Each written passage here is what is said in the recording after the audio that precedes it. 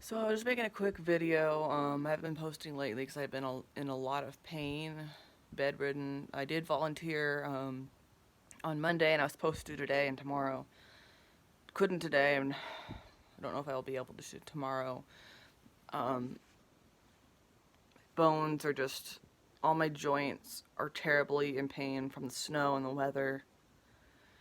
I'm pretty sure I've been getting a fever, so I'm dealing with that. I just feel all around awful. And I got my time of the month, and at the same time, I am having intestinal bleeding now. So it turns out we thought maybe one of my medications was causing it. So we eliminated it, and the intestinal bleeding has come back. So apparently the medication was not the problem, and I'm gonna have to see a doctor about it. So in other words, I'm just done. This week has been physically exhausting and awful. Um, I'm not depressed because of anything going on in my life. Like, actively speaking, just that I feel like crap. um,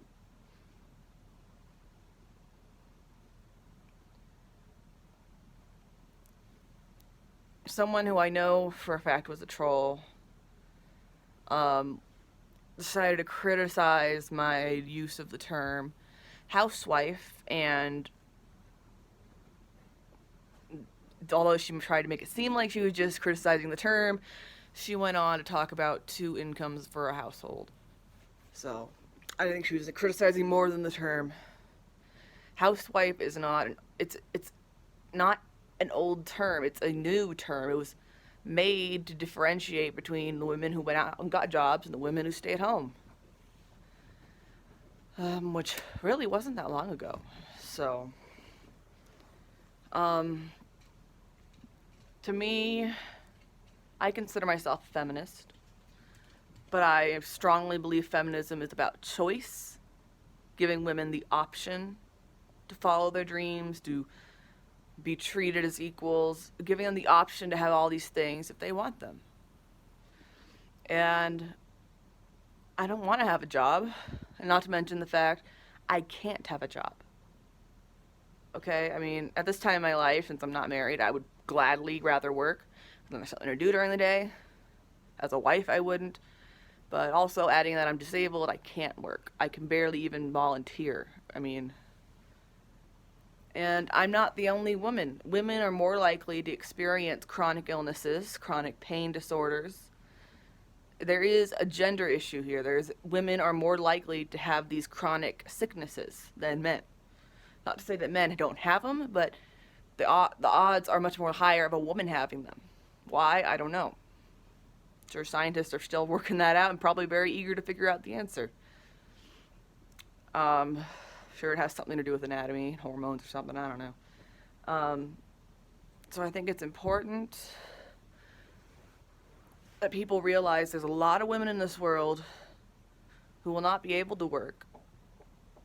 And part of me thinks, and nobody has to agree with me, but part of me thinks, and again, I'm not necessarily a Christian, I'm agnostic, but I have strong moral opinions, and I'm a spiritual person, so I'm not like most agnostics. I don't really fit in anyone's categories or groups, unfortunately, because that would certainly make my life a lot easier if I did. Certainly make dating easier. I'm just telling you that's not going so well right now.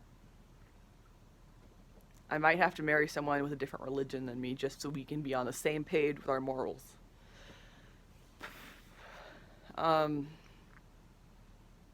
So even though I don't believe that God doesn't exist, agnostic means that I don't think we can know.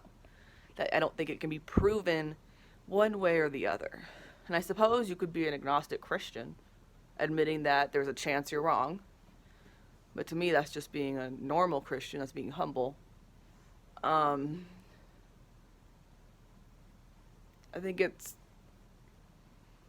think possibly, I mean, the truth is, back in the time of cavemen, men were designed to be the hunters and the gatherers, and women were designed to basically be housewives. And people are so afraid of this reality now. Like, I don't get it either. I mean, that just means we have our own purpose, and that's great. I don't want us all to have the same purpose just because we're human. How boring would that be? So, maybe women being more prone to chronic illnesses and pain and stress and depression, to me, maybe these are all signs that women were never intended to work. I'm not saying that a woman shouldn't be allowed to or shouldn't enjoy doing so if that's what fulfills her life, because we don't live in the era where our biology really necessarily has to decide our lives. Otherwise, girls wouldn't swim on their cycles. Obviously, they now can. So, but I think that the natural disposition may very well may just be to be housewives. And I used to be a Muslim. Something I haven't talked about much, as I know it doesn't always go over well with people. And Islam opened my mind to a whole lot of beautiful things, and realizing that gender roles aren't a bad thing. I mean, in Islam, a Muslim man has to pay for his wife's every need, everything she wants. Her family, everything they need, and everything they want, his own family. I mean, that's all that this one husband, the one man of the family does. Takes care of everyone with his money. And the woman doesn't have to work. If she does choose to work, the money's hers. That's her money. It's not his. It's not anybody else's. And think about how great that is, how easy of a life that is. I mean, not for the man, but I think that women, we've been very fortunate throughout history, but because being able to do other things wasn't optional, we wanted to do those other things. We aimed to do all these masculine things, you know, things that were supposedly only for men to do, because we weren't allowed to. But when you look back at the lives that women could have while the men went out and did all the hard stuff, it sounds like a pretty great deal to me. Of course, men back then weren't as well behaved, which kind of makes the difference. You want a relationship that's not abusive or toxic. That's pretty important. But otherwise, it's a pretty great way to live. The problem is there's a lot of places in this country, in the USA, where you do need 2 or probably more household incomes. That's why me and my best friend and other people I know and grew up with have left California. Because California is not livable. You will be in debt. There is no if, and, or buts about it. You will be in debt and probably end up homeless still. I mean, there's not a lot of options. California is expensive and it's only getting worse. In Wyoming, it's pretty cheap living. I mean, and one thing my dad, Tommy, has shown to me is that living with less, it doesn't have to be worse. You know, I mean, we always talk about how if we're grateful for what we have, then we shouldn't want. You know, we won't want for things in the future. We won't want for more.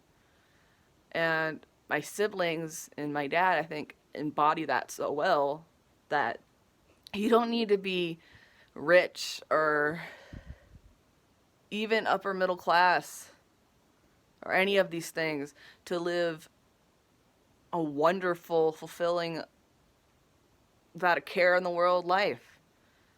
It's just all about being grateful for the little things and then realizing how unimportant all those other things really are that you thought you needed to live with. And I'm sure I've offended many women with this video, and I just want to repeat that you don't have to agree with me by any means. This is just how I feel.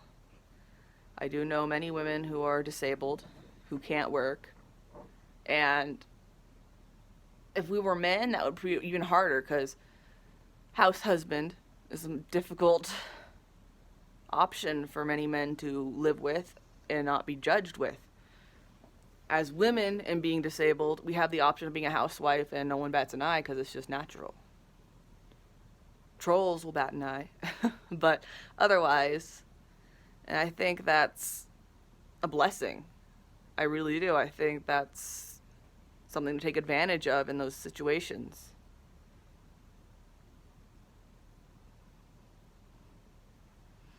And like I said, I don't believe God is for a fact real. I believe as an agnostic that he may or he may not be, but I don't think it's a topic we can touch. You know, we can't see God. We can't prove he is or isn't there because it's a spiritual topic. And so science can't really touch those. But at the same time, we can't touch it ourselves, even with belief and faith.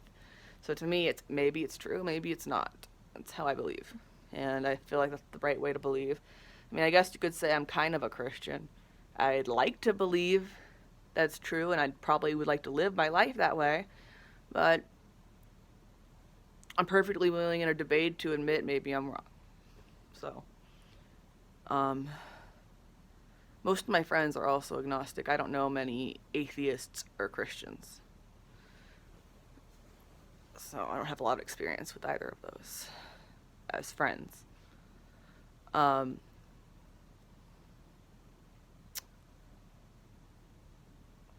And for those that think Muslims are all terrorists, I just want to go ahead and say that I know many Muslims who are wonderful people who've taken me under their wing and shown me unbelievable kindness that I have never received from other people, with asking for nothing in return.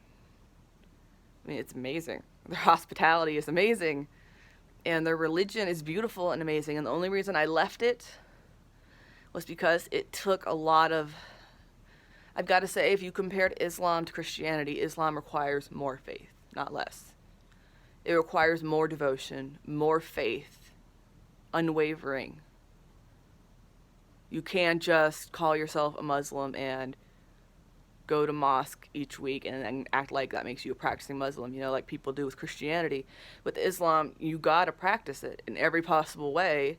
You gotta pray 5 times a day, and have you ever done those prayers? They're hard, which is part of also my problem. I'm disabled, so I mostly did them in a chair, but I also used to do them physically. I would try, but it would end up hurting me majorly, but that was me being reckless. Anyway, the point with this is feminism is about choice. And women should be allowed to choose however they live.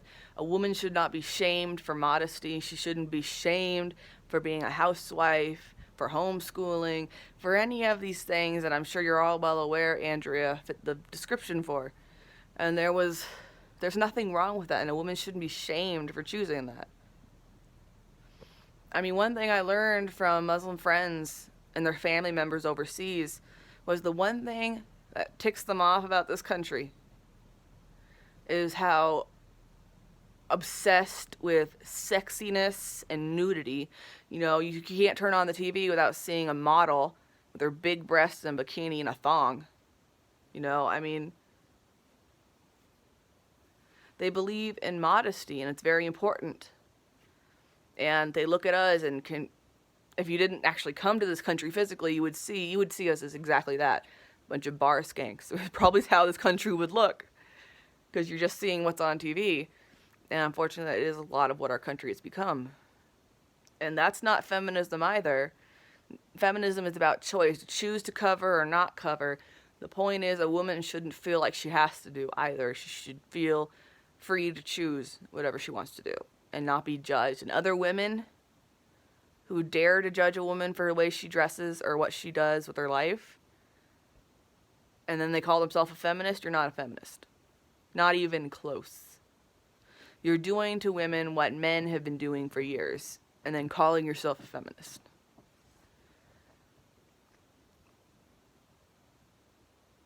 It's all about choice. And some of us don't have the choice. I can't choose to work, unfortunately. But I can choose to be fulfilled in the life role that I feel I have, which would be a housewife and a mother and a teacher. You can't change everything in this life. You can't always reach for the stars and expect it to be perfect, you know? I mean, all little kids, myself included, I'm sure, wanted to be a singer or the president or something like that, but that's not realistic. It's possible, but if we teach kids to just be happy with the minimum, then those other things, they won't miss them. And if they happen, if they become the president or a singer, then it's going to be some amazing thing they never saw coming.